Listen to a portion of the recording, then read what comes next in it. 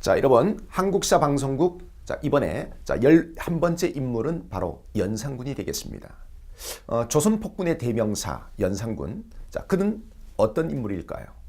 자, 여러분, 연산군은요, 성종의 아들이죠. 자, 그런데 사실 뭡니까? 이 어린 시절은 굉장히 불우했습니다. 왜? 엄마가 일찍 죽었죠. 사실 이제 여기서 우리가 성종의 어떤 가족사를 좀 봐야 되겠습니다. 성종의 어머니는 인수대비고요. 그다음 이제 원래 성종의 부인은 당시에 권력자였던 한 명의 딸이었지만 후사가 없이 일찍 죽었습니다. 그래서 후궁 중에서 한 명이 중전으로 간택되는데 그 사람이 바로 연산군의 어머니 윤비였습니다. 근데 이 윤비는 시어머니였던 인수대비와 갈등이 좀 있었고요. 그다음에 투기, 질투가 좀 심했던 모양이에요. 그래서 사실 덕이 없다고 해서 왕비 자리에서 쫓겨나게 됩니다. 그리고 사가에서 사약을 받고 이제 비참한 죽임을 당하게 되죠. 이게 연산군이 아주 어렸을 때 일입니다. 사실 성종은 나중에 이제 중종의 엄마인 정연왕후와 또 세장가를 가서 연산군은 어린 시절에 이 정연왕후 품 안에서 자라게 됩니다. 자, 여러분, 연산군은요, 그 뒤로 7살에 세자가 되고요. 자, 그다음 이제 12년 동안의 세자 수업을 거쳐서 19살에 조선의 10대 군주로 즉위를 하게 됩니다. 자, 여러분, 연산군 즉위 시절에 우리가 이제 사화가 2번 있죠. 여러분, 사화가 무슨 말일까요? 살인들이 화를 입었다, 이런 뜻이죠. 연산군의 아버지 성종연간이 되면 지방에서 살인들이 중앙정계로 본격적으로 진출을 합니다. 이 살인들이 당시에 뭡니까? 기득권 세력인 훈구파의 어떤 탄압을 받아서 큰 피해를 입었는데 이걸 우리가 역사는 사화라고 합니다. 이 연산군 때 있었던 사화가 바로 첫 번째 사화인 무오사화와 두 번째 사화인 갑자사화가 있습니다. 먼저 선생님하고 이제 이 무오사화에 대해서 한번 보실까요? 자, 무오사화는요, 사림의 사실 대부격이죠.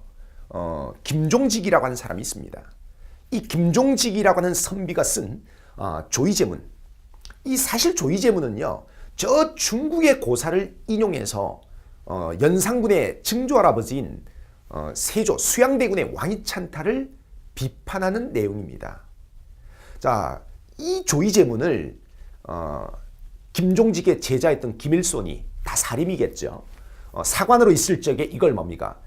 사초에 실어서 역사에 기록으로 남기려고 했던 거죠. 이걸 이제 훈구파가 연산군한테 꼬나바치면서 이게 뭡니까? 정치적 문제로 비하를 합니다. 당시 이제 연산군은 이번 기회에 왕권을 강화하고 싶었죠. 그래서 이 조이제문을 문제 삼아서 이미 김종직은 죽었지만 죽은 김종직의 관을 파헤쳐서 시체를 참합니다. 이걸 이제 우리가 부관참시라고 하죠. 알겠습니까? 그 다음에 이제 김일손이나 많은 살인들이 이때 화를 입었습니다. 이게 최초의 사화인 무오사화가 되겠습니다. 자, 그 다음에 이제 두 번째 사화인 갑자사화는요. 자, 이건 연산군 폭정의 하이라이트 절정입니다. 연산군 생모였던 폐비윤 씨 일에 관련된 기록을 들춰내서 이때 뭡니까? 많은 이제 신하들이 화를 입었죠. 사실 이건 뭡니까? 넓은 의미에서 이것도 살인들이 이때 화를 많이 입었기 때문에 넓은 의미에서 이것도 사화라고 봅니다. 자, 그러면 연산군이 쫓겨나기 바로 한 몇 년 동안을 한번 보실까요? 자, 이때는 어떻게 했습니까? 여러분, 흥청망청할 때 그 흥청이죠. 연산군이 뽑아 올린 전국의 이름난 기생들입니다. 무려 1만 명 가까이 됐다고 하죠. 이런 기생들을 매일같이 불러서 이제 파티를 열고 그랬으니까 얼마나 재정 낭비가 연산군의 사치향락 생활로 얼마나 재정 낭비가 심했겠습니까? 그 다음에 언론을 극도로 탄압을 하고 자, 견디다 못한 신하들이 여러분 반정, 일종의 쿠데타죠. 반정을 일으켜서 연산군을 왕위에서 쫓아내게 됩니다. 조선 역사상 처음으로 왕이 신하들에 의해서 왕의 자리에서 쫓겨난 거죠. 그리고 이제 이 연산군의 이복동생이었던 진성대군이 조선의 11대 군주가 되는데 이 사람이 중종이에요. 왕위에서 쫓겨난 연산군은 강화도로 유배를 가서 이듬해 화병으로 죽게 되죠. 자, 여러분, 이 사람이 바로 조선 복군의 대명사 연산군이었습니다. 여러분, 고맙습니다.